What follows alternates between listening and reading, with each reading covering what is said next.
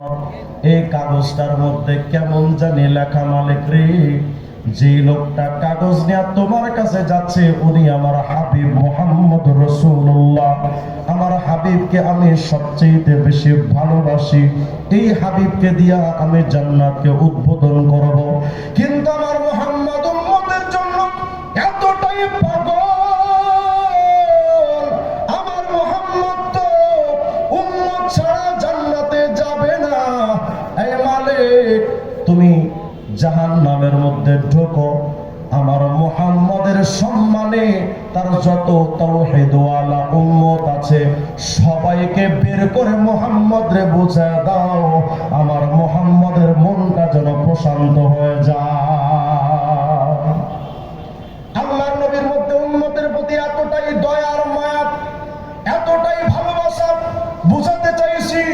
হে যুব সমাজ, যেই নবীর চরিত্র সবার চাইতে সুন্দর, যেই নবীর চেহারাটা সবচেয়ে সুন্দর, যেই নবীর যোগ্যতার চাইতে যোগ্যতা পৃথিবীর কারো নাই, যেই নবীর দানশীলতায় সবার চাইতে উপরে, যেই নবী আপনাকে আমাকে এতটাই ভালোবাসে, অথচ তোমার চেহারার দিকে তাকাইলে মাথায় নবীজির মহব্বতের টুপি নাই, মুখের মধ্যে নবীর মহব্বতের দাড়ি নাই, শরীরের মধ্যে পাঞ্জাবি সুন্নাত তরিকার লেবাস আপনার আমার ভেতরে নাই, অথচ মায়ার নবী বলেন, লা ইউমিনু আহাদুকুম হাত্তা আকুনা হাব্বা ইলাইহি মিন ওয়ালিদিহি ওয়া ওয়ালাদিহি ওয়ান নাসি আজমাইন।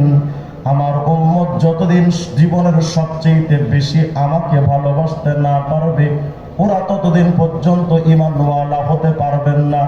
আপনি আমি ভাবতেছি সুন্নাত ছাড়া নামাজ পড়ে জান্নাতে চলে যাব। কিতাবের মধ্যে রিয়াদুর রাকায়েক নামক একটা কিতাবের মধ্যে আসছে, আমাদের নবীজির নাম হলো মুহাম্মদ।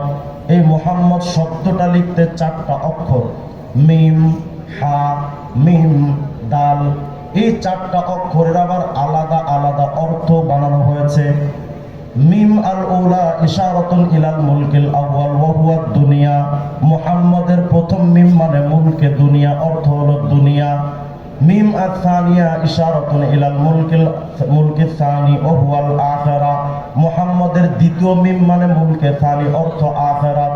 মাঝখানের হা ইশারাতুন ইলার রাহমা, হা মানে আল্লাহর রহমত। শেষের দাল ইশারাতুন ইলাদ দাওয়াম, দাল মানে সদা সর্বদা।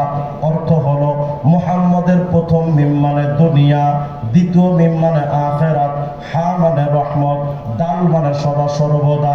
আপনার আমার নবীর নামটা মুহাম্মদ দিয়া আল্লাহ পাক বুঝাতে চান, হে দুনিয়ার মানুষ শুনো, দুনিয়া থেকে আখিরাত পর্যন্ত সদা সর্বদা আমায় আল্লাহর রহমত যদি তোমরা পাইতে চাও, একমাত্র আমার মুহাম্মদের সুন্নাত মানা ছাড়া আর কোনো বিকল্প রাস্তা না।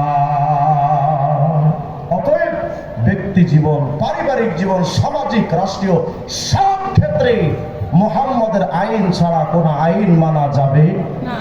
অথচ আমরা ব্যক্তি জীবনও ইসলাম নবীর আইন মানি না, পারিবারিক জীবনও আইন মানি না, সামাজিক জীবনও নবীর আইন মানি না, রাষ্ট্রীয় জীবনও নবীর আইন মানি না।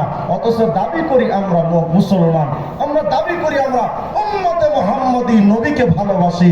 অথচ ওরা বিএনপি করে, জিয়ার বিরুদ্ধে কথা বললে সহ্য করতে পারে না, আওয়ামী লীগ করে, বঙ্গবন্ধুর বিরুদ্ধে কথা বললে সহ্য করতে পারে না, ওরা জাতীয় পার্টি করে, এরশাদের বিরুদ্ধে কথা বললে সহ্য করতে পারে না।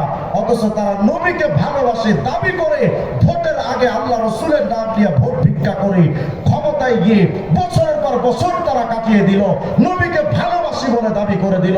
আজ পর্যন্ত ভালোবাসার কোনো বহিঃপ্রকাশ ওদের থেকে আমরা পেলাম না।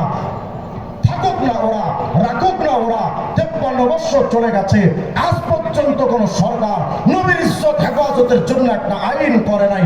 অথচ এরাই ক্ষমতার মসনদে গিয়ে যাওয়ার আগে নবীর ভালোবাসার কথা বলবে। তো ওরা তো আইন করে নাই, লাগবে না আইন। হয়তো আপনি আমি নবীকে ভালোবাসি না, আল্লাহ বলে দিয়েছেন, অনবী ইন্না কাফাইনাকাল মুস্তাহজিইন, আপনাকে নিয়ে যারা ঠাট্টা করে আমি আল্লাহ তাদের বিরুদ্ধে যথেষ্ট, আপনার ইজ্জত কমাতে পারবে না। তবে আমরা একথা সুস্পষ্ট করে বলি, মাঝে মধ্যে আমাদের বাংলাদেশে নবীর ইজ্জতের উপর হামলা করে অসংখ্য অনেক মানুষ আমার নবীর করে ভিডিও বার্তা দেয়, নবীকে নিয়ে কটূক্তি করে। সুস্পষ্ট বার্তা হলো, আমার নবীর ইজ্জতের ব্যাপারে যদি সরকাররা যদি আইন পাস না করে, লাগবে না ওদের আইন, লাথি মারেন ওই আইনে। যে সংবিধানে নবীর ইজ্জতের আইন থাকে না, ওই সংবিধান আমি মানি না। নবীর ইজ্জতের ব্যাপারে যদি তারা আইন পাস না করে, নবীর শহীদদেরকে যেখানে পাওয়া যাবে জীবন্ত ভূতে ফেলা দরকার। সরকার আইন কি বলবে, প্রশাসন কি বলবে, রাষ্ট্র কি বলবে, কিচ্ছু বুঝি না। যদি বঙ্গবন্ধুর ইজ্জতের বিরুদ্ধে কথা বললে, তার ব্যাপারে যদি আইন থাকতে পারে, নবীর ইজ্জতের ব্যাপারে আইন হওয়া দরকার। আইন যদি না করেন, তা আমরা নিজেরা নিজেদের আইন হাতে তুলে নিতে বাধ্য হব। থাকবেন ইনশাআল্লাহ। হয়তো অনেকে আমাদেরকে বলবেন যে নবীর বিরুদ্ধে কথা বললো, তারা আপনারা অমুক, তাকে মেরে ফেললেন, তারা আপনারা এই করলেন সেই করলেন। ফারাবী ভাইকে দীর্ঘ কয়েক বছর পর্যন্ত তারা কারারুদ্ধ করা হয়েছিল।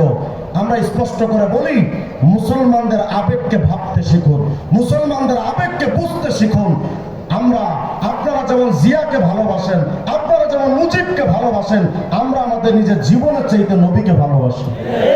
সুতরাং নবীর বিরুদ্ধে যদি আমার বাবার কথা কয়, মাও কথা কয়, সন্তানের কথা বলে, রাষ্ট্রপতি, প্রধানমন্ত্রী, এমনকি আমার কলেজের টুকরা আপন কেউ যদি নবীর বিরুদ্ধে কথা বলে, জীবন বাজি রেখে চুপ ফেরে বেঁচে বাধ্য হবে।